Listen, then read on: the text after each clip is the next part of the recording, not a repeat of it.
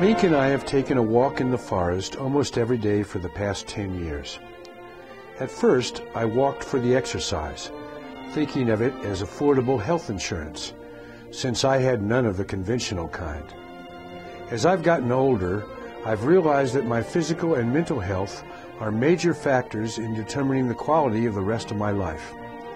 I hope to live past 100, and I love life. I formed a habit of stretching my back and legs, using my tree for support.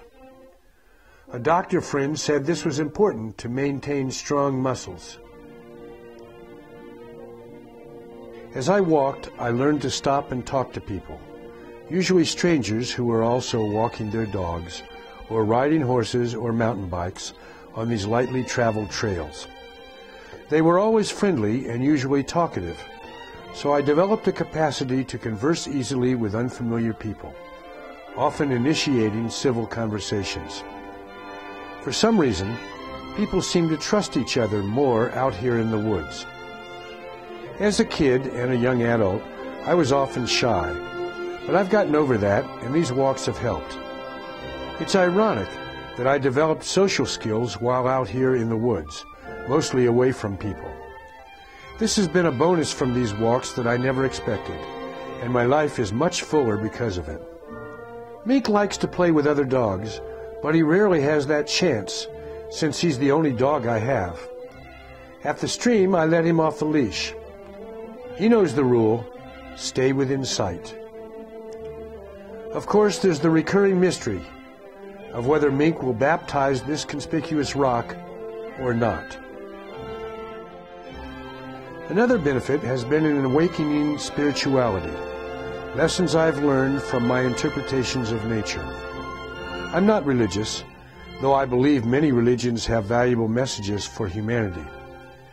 My new spirituality is more of a way to view life, using the forest and my stream as teachers. I suspect many indigenous peoples might interpret the world this way. Looking at the tremendous variety of trees here, which come in many sizes, shapes, and colors, just like us humans, it occurred to me that maybe trees live together in serenity to teach humans how to live together, cooperatively in peace. Current events strongly suggest humanity is moving away from peace, but it's my hope that in the next 1,000 years, we humans will evolve enough to resolve all disputes non-violently. In the distant future, will we humans learn to analyze and control our anger? Can we learn this from trees?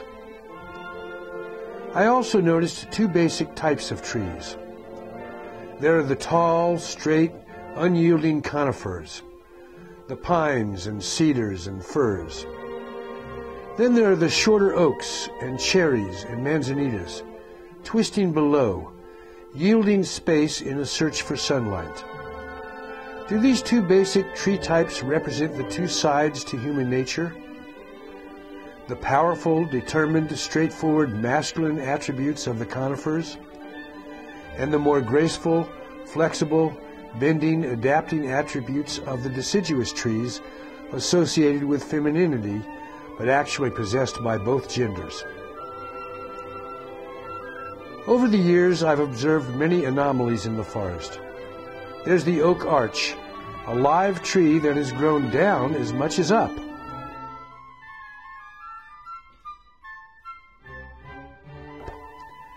And nearby is this strange hula-dancing fir tree. Is there something in the soil causing these aberrations? For many years, I've been watching this dead cedar tree that's been leaning but never fell.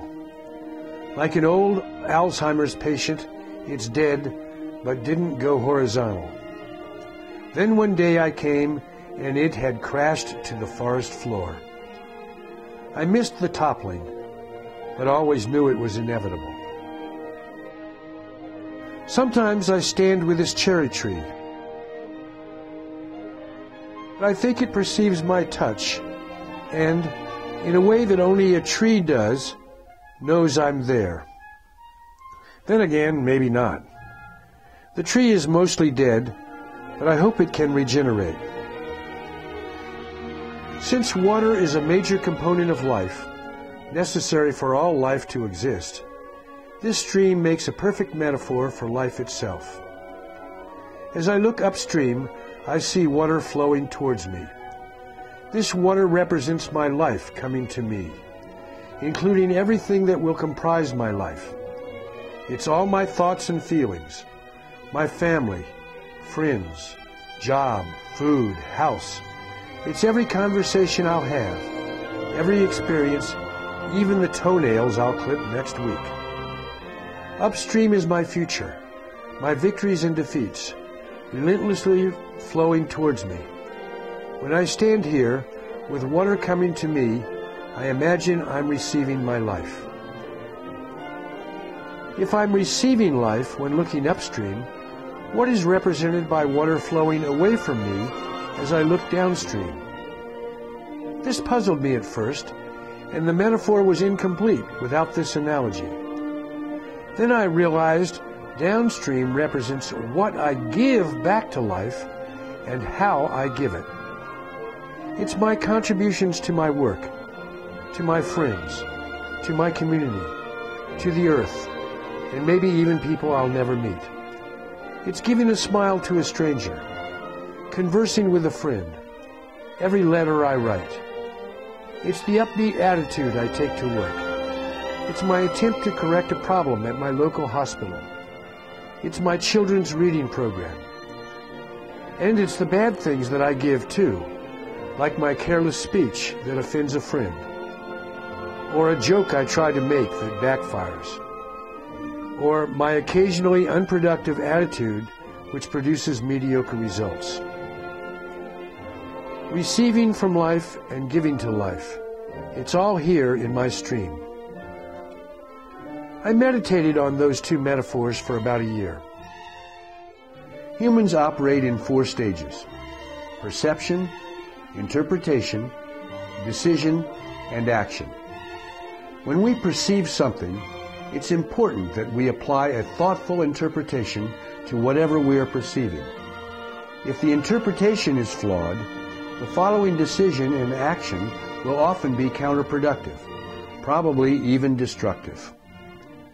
When I look down into the stream, I see the reflection of the trees. These reflections in the stream represent all the misinterpretations I make in my life. Then I noticed that looking upstream, I saw 2 logs crossing. What do the 2 logs represent? I reasoned that since they go across the stream, interrupting or impeding the flow of water, it's logical that they represent things that interfere with my life, things that make my life rougher, less pleasant, and productive. But then I noticed the 2 logs are different from each other in an important way. They represent 2 different types of impediments. I noticed that the top log, the one farthest from me, lies across the stream, but was so high it didn't actually impede the stream. This represents things in my life that originate in my head, ideas that work against me, but in reality should have no effect if I interpreted the world more accurately. This log represents my illogical fears, my false assumptions. Any time I misinterpret an event or misread a friend's intentions, causing interference in my life. The other log, closer and lower, actually does affect the flow of water. The water gets through, but only after being altered by the log. This log represents the real impediments to my life. It's the complexities of my life that are hard to understand. It's other people misinterpreting my words or intentions. This log represents such things as illness, old age, poverty, and crime. It could be mosquitoes, rude people, dishonest businesses, or flat tires. When I see this log, I see the real problems in my life. My daily walks have brought me many benefits, way beyond any that I expected when I first started 11 years ago. I learned to open up to new ideas and strategies. I found metaphors in nature that clarify my understanding of how humans work. I continued to walk for my physical, emotional, and spiritual health. I made this film in hopes to encourage you to do the same. So get a good dog, a very good dog, open up to strangers along the way, and hit those trails. Your life will be much richer for it.